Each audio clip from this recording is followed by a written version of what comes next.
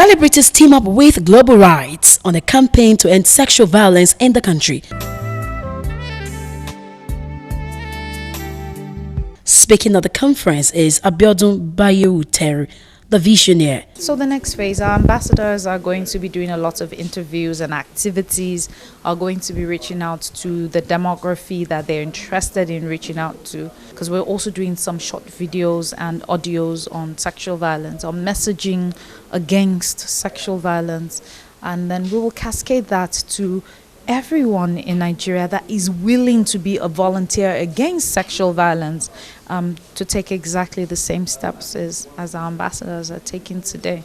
We're working with governments as well, like I said, to develop protocols for sexual violence. As I said, Lagos State is the only state that has a protocol for dealing with sexual violence. Then the Mirabel Center representative. Close to 90% of them, or even more, are minors, children of school age.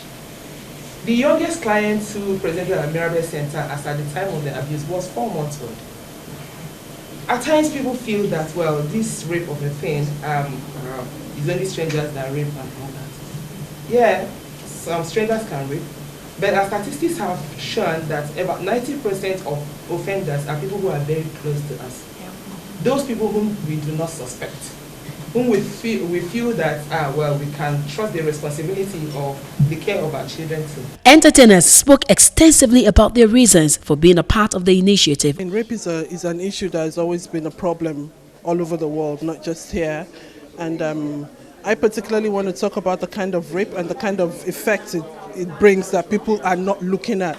I can feel the pain of people who go through sexual violence, not necessarily because I have gone through it, but I just think it's something that is largely underemphasized, or I won't say underreported, but we sometimes we look at it lightly.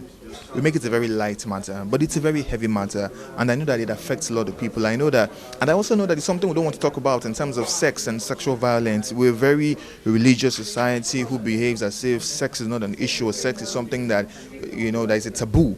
And that is also a problem. Of course, we all know that there's sexual violence going on in our everyday life, and I just always felt that people are always very ashamed to talk about it because of stigmatization and because people would look at them a certain way. So for me, I wanted to be a part of something that, that meant something, something that would educate people about what is happening in our everyday lives, what is actually consuming people.